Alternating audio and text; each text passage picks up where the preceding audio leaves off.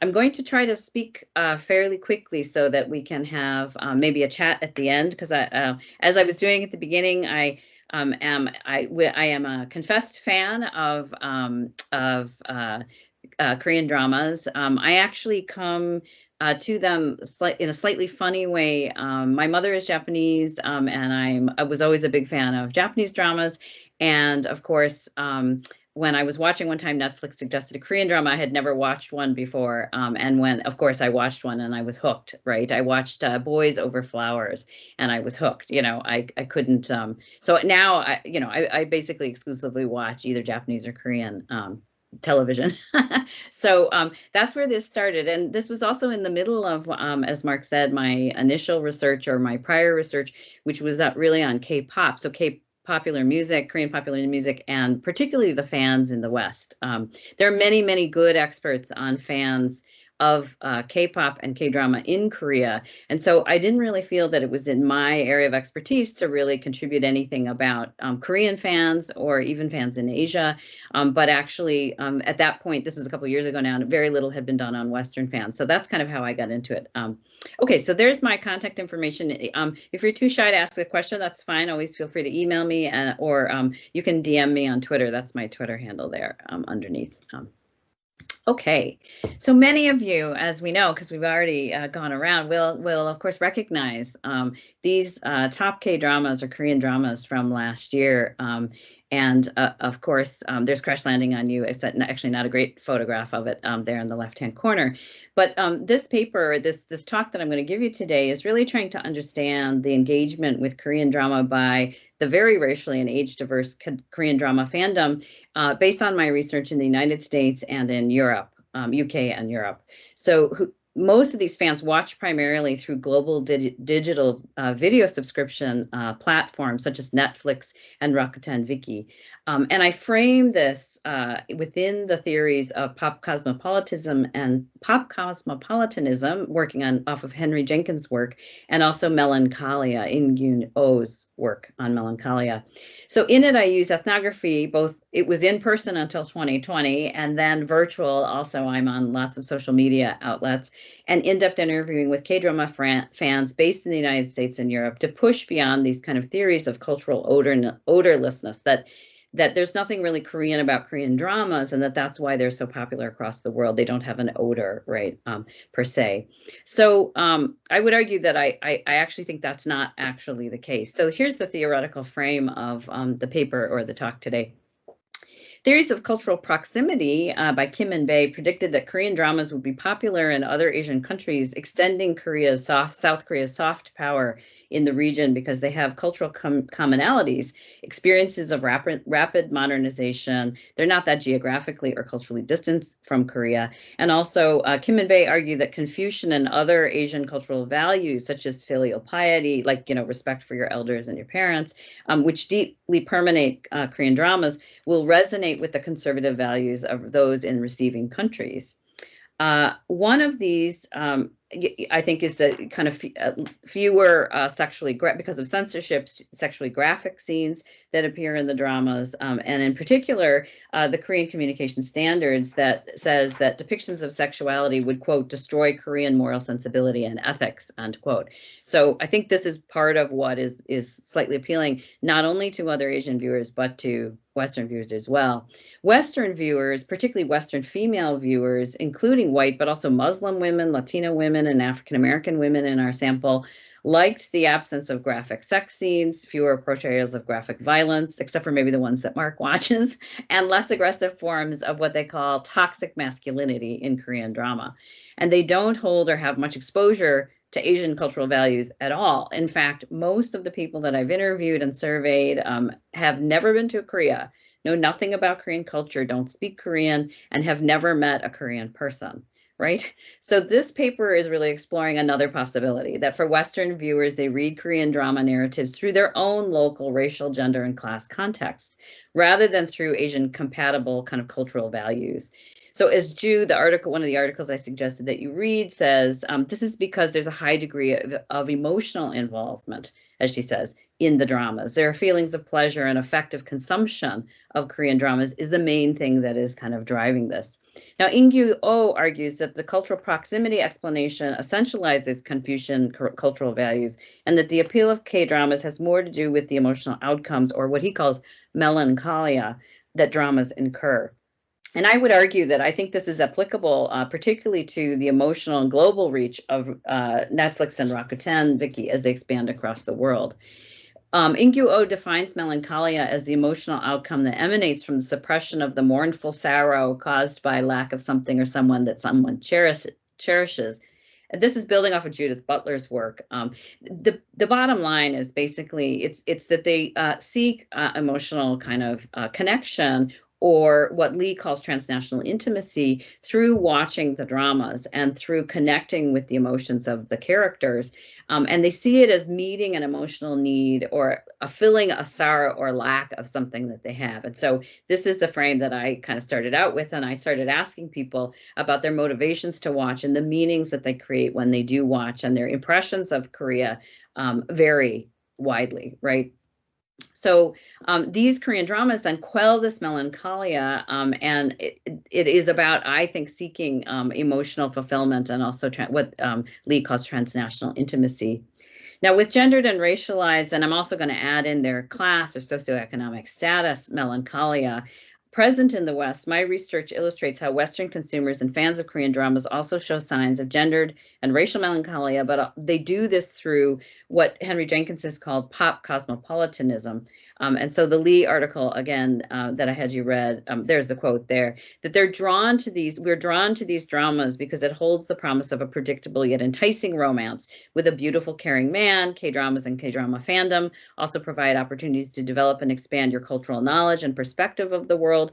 As pop cosmopolitans who crave different cultural experiences and perspectives, Western fans actively seek out Korean dramas to learn about a new culture and language and embrace cultural diversity. And so I did ask fans, both in the US and in the UK and Europe, about learning Korean, wanting to travel to Korea. So what am I contributing? Because, those are pretty important contributions. So in this paper, I'm focusing kind of on three things: race, gender, and class. So in terms of race, Korean dramas in our data offer a kind of a role model of racialized and ethnic minority, particularly Korean actors that gain celebrity, which offers an alternative to white or European-focused perceptions of mainstream Western television programs. And most of the people we interviewed say that they are much better. They're superior narratives, superior acting, superior kind of production value compared to Western television programs, which I think is interesting. In terms of gender, they offer an alternative notion of masculinity, which are racialized as Korean or Asian more generally, masculinity as a counter to hegemonic toxic white Western masculinity, or kind of aggressive masculinity. And third, fans also realize their class aspirations by reimagining their lives within the context of a cosmopolitan world through Korean dramas, as they learn Korean and dream of travel or relocation to Korea, feeding their dreams of global mobility and interculturality. So learning something about another place, the place that's totally different culturally, and kind of linguistically and geographically from where they live in the West for the most part. And they see it as a kind of a way out of their kind of everyday mundane lives. And a lot of my interviewees don't have a lot of economic or financial resources. So I think they're not different from most of their fans, but they're different from fans that who can, fly to Korea several times a year and pay for, subscriptions to watch and things like this. So one of the key contexts of this, of course, is digital media. So up until, initially, of course, like 5 or even 6 years ago, most of the people that I interviewed had been watching for a good amount of time, and they had gone from illegal websites like Drama Cool or Drama Fever or Crunchyroll, and they had moved on to Netflix or Viki Rakuten. And part of this was obviously because the quality is much better, but also there you can get it if you pay. There are no ads and these kinds of things. But they also wanted to be legit consumers, so they wanted their money. They thought to go to Korean production, and some of that is actually true, right? So Stephanie No has talked to us about Netflix in particular. She has a very interesting paper on how Netflix recognized early on the potential for investing in Asia and particularly in Korean drama, which has led to major, massive kind of deals where Netflix now is just stumping up the money, like in the Kingdom series. Netflix is stumping the money, and actually Korean producers, directors are making kind of all the major decisions. And Netflix has opened an office, of course, in Seoul. So part of this is about letting Korean drama directors and producers actually kind of have their way, because they know they can now get it quickly onto a global platform where it's not just Asia, but in fact the rest of the world. And these are the two most common ones that people watched, particularly in the United States and in Western Europe and the UK.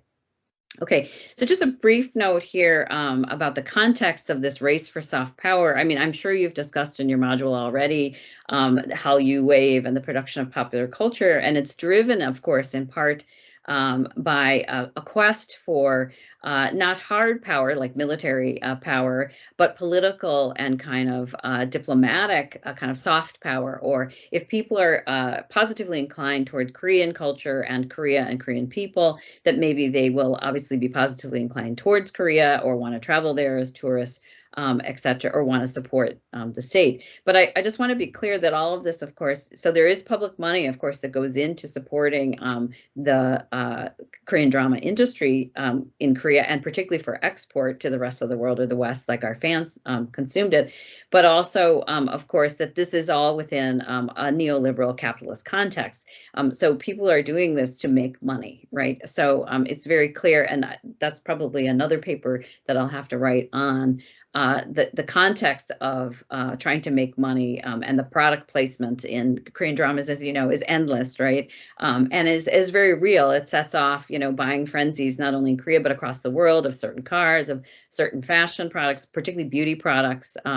After Descendants of the Sun, you couldn't get that lipstick for all the money in the world, right? And so the thing is that it has very real effects, but it is not necessarily keeping our emotions at the forefront, but actually keeping our pocketbooks in mind when they're trying to do this. So Sun Jung talks about this as transcultural hybridity, explaining that this is about popular cultural flows, including television, which mixes cultural elements of national tradition, or specifically Korean elements, with global popular elements. And K-pop music does this as well. They're very adept at doing this, but it also is going on in the dramas. And so just to kind of be aware of that. But again, the focus of this paper really is on the parasocial part. So when we talk about parasocial relationships, what we mean is that Korean drama fans are often in a digitally mediated space when they're watching Korean dramas, and they also have then digitally mediated social or parasocial relationships with Korean actors.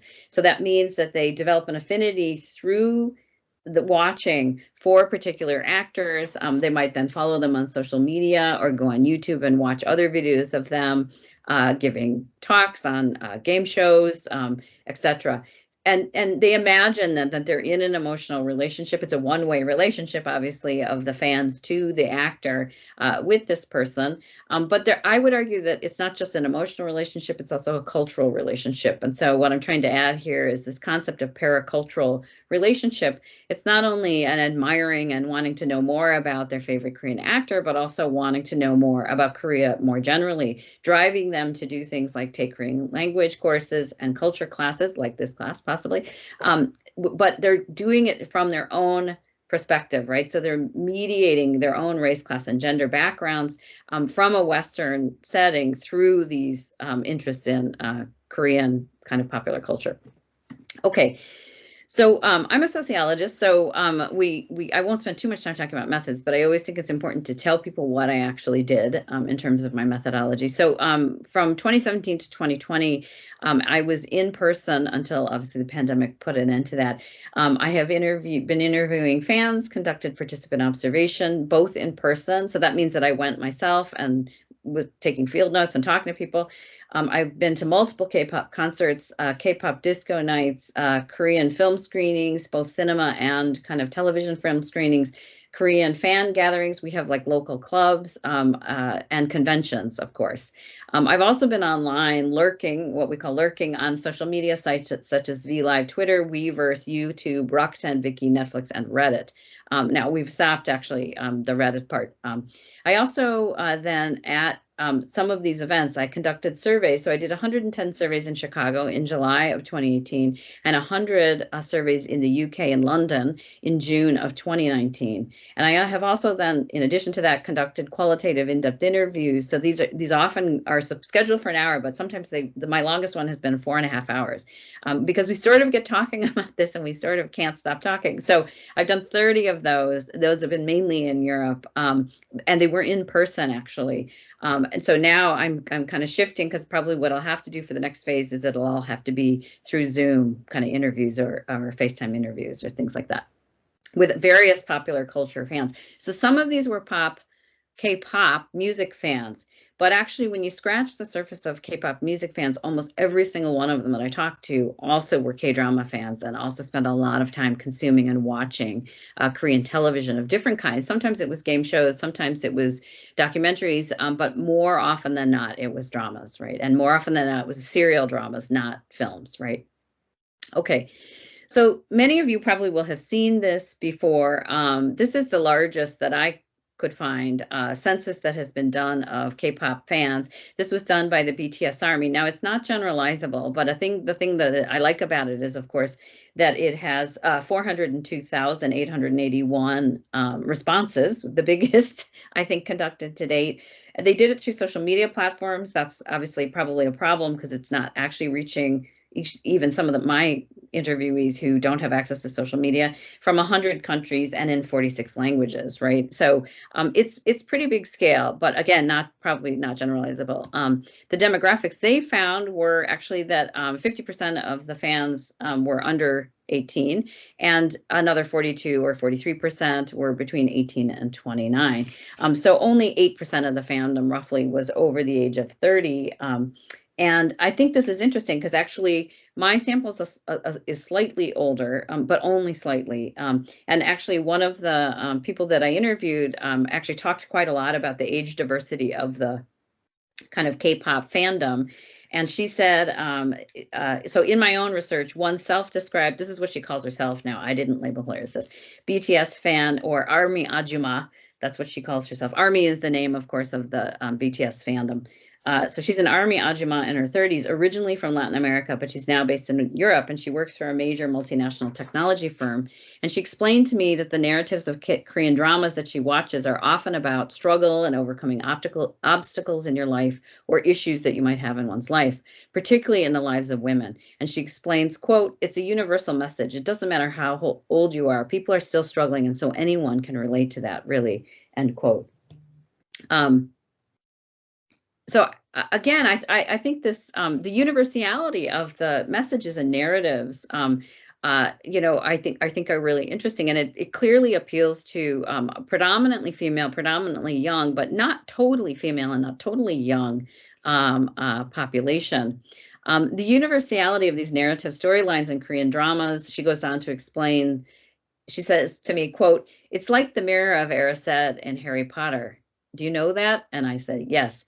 And I said, what do you mean by that? And she says, Korean dramas can show you what you most want to see, like the mirror of Erised. And of course, the mirror, Erised is, of course, the word desire spelled backwards, right? So what she was trying to tell me, I think, is that Korean dramas show you what you most want to see, like the mirror of Erised and Harry Potter, supporting these ideas that the themes have created, and fans almost demand now this kind of universal appeal to them, right?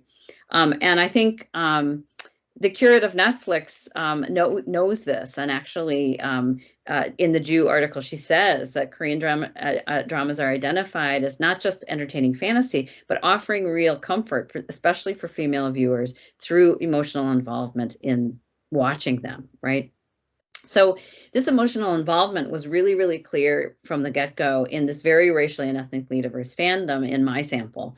Now, there was no race data in the BTS sample. So the thing that's interesting is my data actually are very, very close to the BTS sample. So 85% of the fans that we surveyed were under the age of 30, with 15% over the age of 30. So again, slightly more older fans. But again, remember, this was in person and not on social media. And so I think it's possible that their sample being on social media might be skewed towards younger fans. The gender was almost exactly the same, right? 85% female, 15% male. And then I also asked about ethnicity and race, which they did not ask, or they did not capture, right? So one of the things that's really interesting about this is there's very little data actually on the racial and ethnic breakdown of Korean drama or K-pop fans. So my survey results, I think from Chicago in particular, are very telling. And this photograph was taken at a Monsta X concert in Chicago in the summertime. And you can see in the photo that actually the fandom was very, very diverse, right? In my surveys in Chicago, we had a breakdown of about 45% white, self-identified as white or Caucasian, 22% Hispanic Latino, 12% African American, and 15% Asian or API, with 6% identifying as mixed. And this means that 55%, or more than half of the fans in Chicago in 2018, described themselves as not white, and only 15% identified as Asian or Asian Pacific Islanders. So again, these kind of misinformed comments that happen in the American media quite often about how K-pop or K-dramas are only for Asian people is clearly not the case. The vast majority of fans are actually not Asian, right, in the West. Michelle Cho has talked about the early on kind of the OG Korean wave or Hallyu fans in North America, and how it was really a space for those who were not interested in mainstream culture. And that's why there were so many people of color, particularly women of color, because it was seen as I think it's still seen as a subcultural thing, even with BTS breaking into the US and everything. So Western fans in the US and the UK don't tell us much about the realities of class, gender, and race in South Korea, but they do provide a lens for us to understand how local Western understandings are shaped by how the fans live themselves. So it's really interesting, for example, in Chicago, that many of the people of color, so African Americans, Hispanic, Latinos, and Asian, or even mixed fans, saw Korean actors as role models for Black, Indigenous, and people of color, having made it on the big screen, right? So I argue that they're seen very differently outside of Korea than they are possibly within Korea or even within East Asia.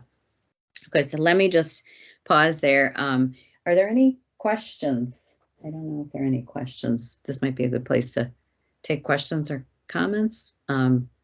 Okay, if not, I'll just keep going. Otherwise, feel free to interrupt me. So this is where I'm going to just kind of present the data to you, and then maybe you can help me, kind of to make sense of it. But so fans were making meanings out of race, gender, and class, and I'm going to start with gender, and then I'll move on. But so we were looking again at Western fan content reception and appropriation of culturally shaped ideas of gender and race within the narratives of Korean dramas, but made sense of and appropriated within Western culture. Now, it's interesting because in the study of K or Hallyu fans in Spain, they often talked about trying to have an intercultural understanding, but also to understand themselves better. Fans in the West say they watch Korean drama because it is interesting, it's better written than Western drama, but they also strive to watch it because they like the, quote, cultural difference that is appealing to them in representations of Korea.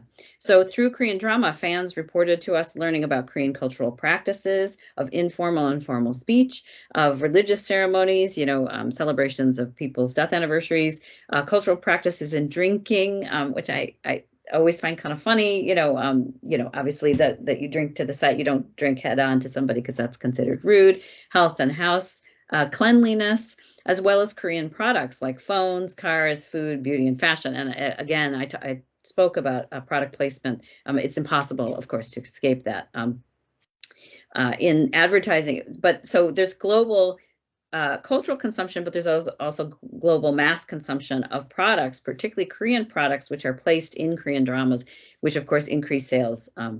So first, let's turn to gender, because I think gender in many ways are very interesting. So one of the things we asked the people in our surveys to do was to give us 3 words to describe Korean men. And let's just see, what do you think the survey said? Or if you were going to describe Korean men, what 3 words would you use? Let's see if anybody want to take a crack at it or put it in the chat. I can't see the chat, but Or feminine. Feminine, okay. What else?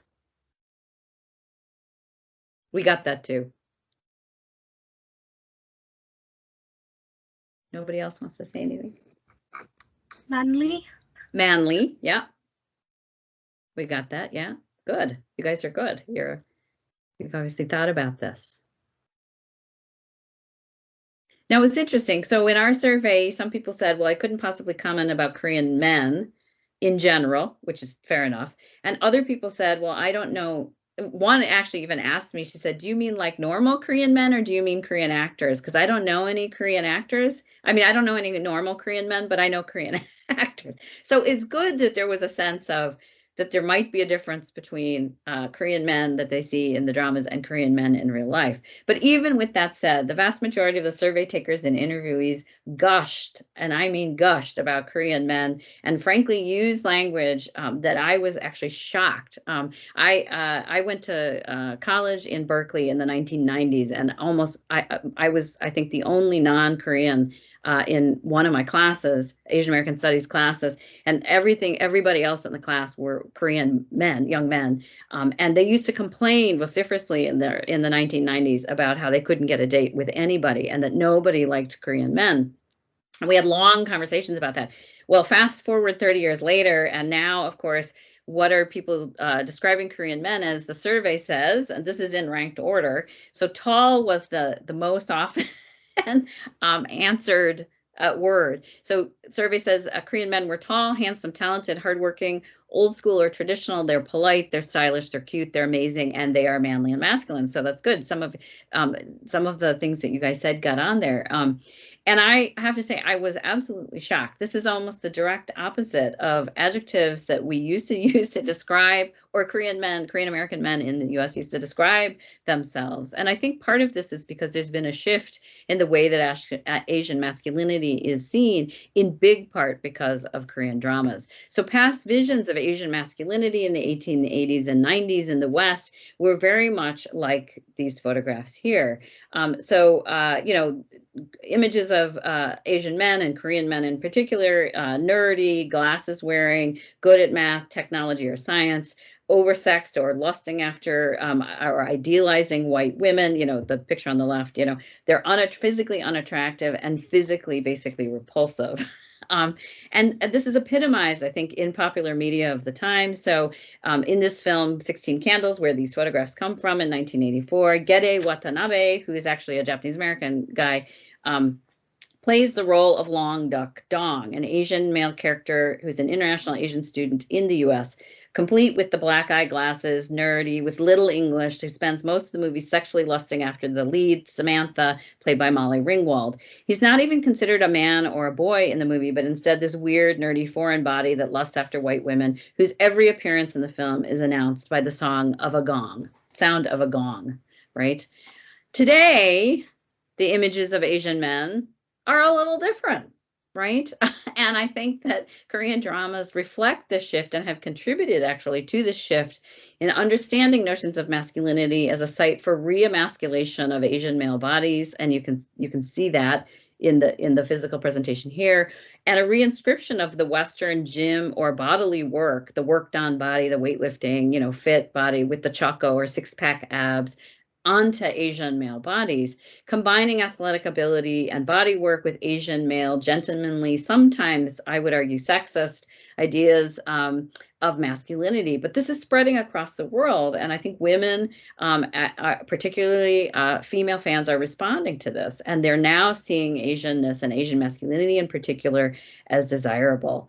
The aesthetic of the body in K-drama is very westernized, often obviously appearing in Western clothes. The body's very fit with muscles.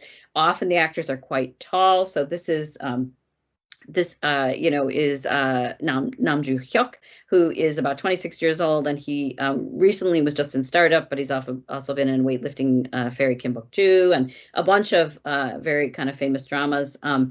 and his like bodily appearance, he's quite tall, actually. He's over 6 feet tall. And actually, so this is where I think that image that all Korean men are tall. Now I think as we probably know, Korean men, actually the average height in Korea is not 6'3". And so actually I think that there's a momentary suspension of reality here into another world, but it's racialized and gendered in very particular ways, right? And they, I think, see this as part of the, expecting a happy ending, being able to watch a very nice looking, caring, but also sometimes feminine guys. So John Lee, writing about this, has said that obviously the quote there, the chiseled faces and sculpted bodies make them look totally different than Long Duk Dong in the 1980s, right? Or even Korean actors in the 1980s and 90s. The look is urban, it's very global and cosmopolitan, with a slim face, large eyes, lots of eyelid surgery going on, high cheekbones, a straight nose, tall, trim body with long legs, and the viewers actually get to see the abs and the legs. And there is often in many K-dramas a shower scene, or a workout scene like this one where he plays an Olympic swimmer. And you get to see actually the kind of the actual kind of physical bodies of the characters. But as I think it was Scott said, they're manly, but they're also feminine, right? So we have manly but feminine flower boys, e-boys, and other boys. You probably know what the other adjectives are used to describe them. But this thing of flower boy isn't something that we really have in the West so much. Probably metrosexual comes the closest to it, which is, kind of men who are into skincare and who care about themselves, and they're often seen as being overly vain or whatever. But one of the initial reactions to masculinity of Korean actors that we encountered when we started interviewing people was they are definitely masculine or manly without question, and therefore, of course, implied that they are heterosexual, right? And they're not nerdy and undesirable anymore, but they're still more feminine than men in the West. And this is read differently by different fans. So an Irish woman in her early 20s who I interviewed, she's from the Midlands, said, quote, "Oftentimes in Korean dramas, men can appear very feminine, but they also wear makeup, and that is not frowned upon." But the fans don't necessarily think that them being feminine or a flower boy or flower man and wearing makeup is wrong. And it's really interesting because when I've given a couple of talks to almost an all Western audience, with literally no Asian people in the audience at all, twice now. And the first question up is always, why do they look gay? And I think it's really interesting that is always the first, and it's always from usually a white Irish or English man, right? I'm assuming straight man. So the thing that's interesting about this is that they read the femininity of wearing makeup and caring about physical appearance, or kind of being softer or more kind of feminine man equals gay. And I think that's really interesting that in the West, they can't almost seem to separate a type of masculinity from a sexual orientation. Of course, we know that those are not direct correlates to each other. And of course, many, many men can appear, quote, more feminine or be a flower boy and not be gay, right? So the point is that it's, there is this kind of weird kind of static or rigidness in the West to see it this way. So a woman, again, that I interviewed, who's in her 40s, who's a white American woman from the Midwest, said, in the West, the concept of flower boys is almost completely unknown, at least in America. For men to wear so much makeup and care for their skin is seen as feminine and sometimes considered homosexual. It frustrates me to no end how narrow-minded some people can be in regards to standards of beauty in other cultures.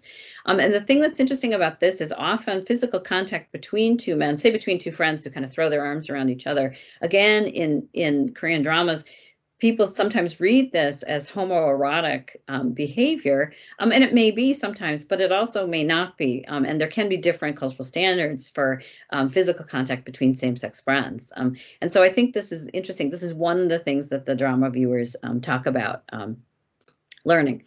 So, but the next thing, of course, is it wasn't just physical appearance, but it was more important for some people about their personalities and their values that were gendered and racialized in very particular ways. So in 2017, I'm in line at a K-pop concert. It was a Monsta X concert in Chicago. And as the summer heat and humidity take hold and the line of thousands of fans snakes around the concert venue, I lean over and strike up a conversation with woman in the line next to me.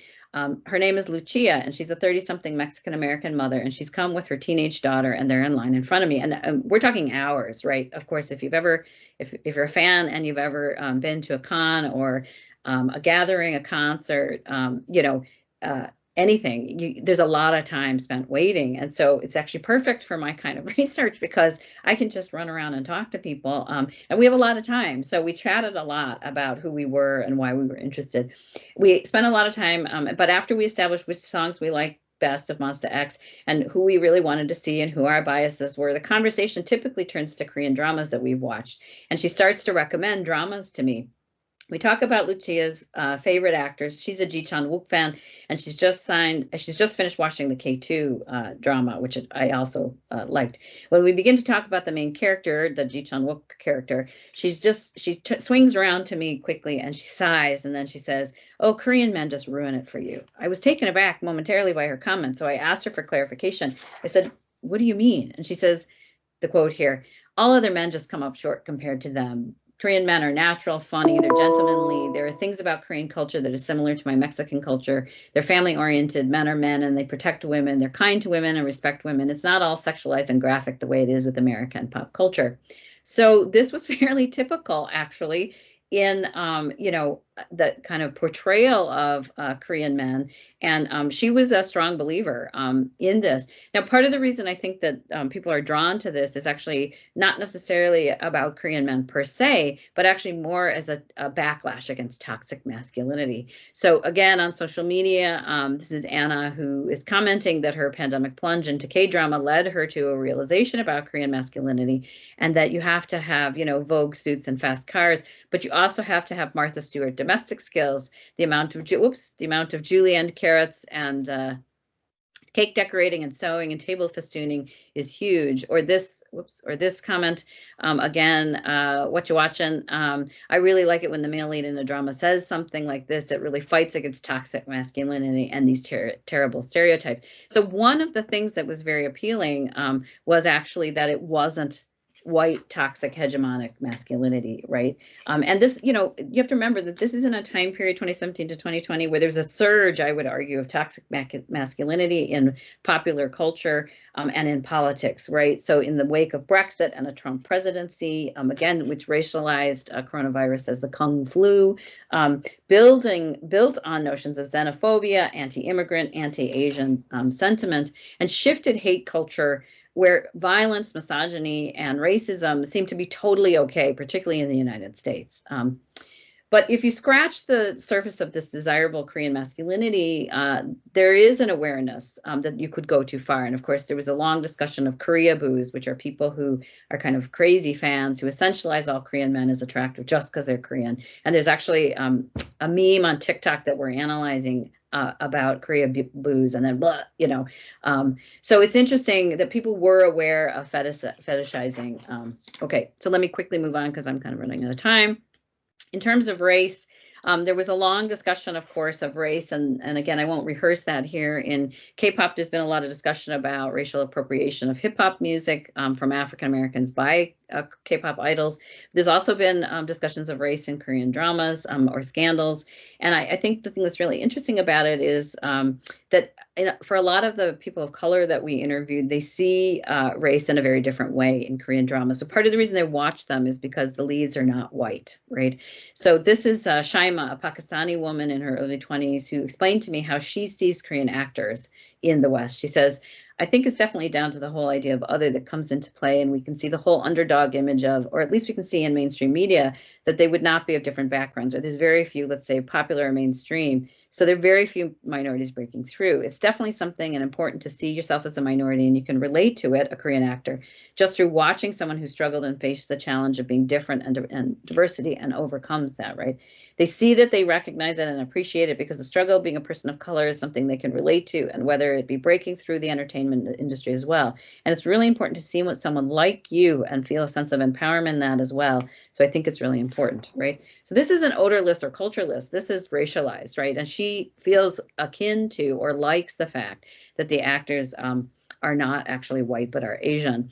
And we see evidence that actually K-pop musicians, but also actors, also see themselves as racialized in the West. So this is BTS's Stop AAPI Hate statement, where they say we have faced discrimination as Asians, right? There on the right in English if you don't read Korean. And so I think that it's true that Korean actors probably don't see themselves as racial minorities in Korea, of course, but when they leave Korea and when their work comes out into the world, into the West, they're certainly definitely seen as racialized as Asian. And of course, this links, of course, to the Lee article I had you read, when Western female tourists who travel to Korea and have created this image of Korean men in their heads, try to meet Korean men on their travels to Korea, they run into trouble, right? Because they've characterized Korean men as the racial and sexual other who served as the antithesis of the purportedly hypersexual men and sexually oriented cultures from which they came. And they were terribly disappointed, actually, in the Korean men that they actually met, right? Okay, so finally for class, really important part, I think, of the research, because I haven't ever seen really people talking too much about class background. But a lot of them, of course, talked about how K-pop has really broadened their horizons. It's made them more global, and it's also made them want to travel, right? So fans realize their class aspirations for social and global mobility by reimagining their lives in the context of this cosmopolitan, fast-paced, slick Korean drama world. And they often want to travel. Every single one of them said they were learning Korean and wanted to travel to Korea, right? This is slightly paradoxical because their understanding of Korea from Korean dramas actually creates a meaning of Korea that may or may not be the same of what we would find actually kind of on the ground. Let's see. So let's see if I can give you, I'll just give you one quote. So Jean, who is actually, interestingly, a male fan of Korean drama, says, I would love to go there. I don't think Korea would really surprise me very much. The landscape, the surroundings, the sound of the language, it looks like a peaceful and beautiful country. And part of this is because, of course, he has watched a lot of Korean dramas, and many of them talked about how they were saving to go to Korea. One of them actually said she had saved and she wanted to go with her friend, but it turned out, of course, the more that I asked about it, she works in a cafe in a low-wage kind of service job, and she finds it very difficult to save money. And then I realized actually that I think it's going to be very difficult for her to be able to afford to go, and also she doesn't have a passport.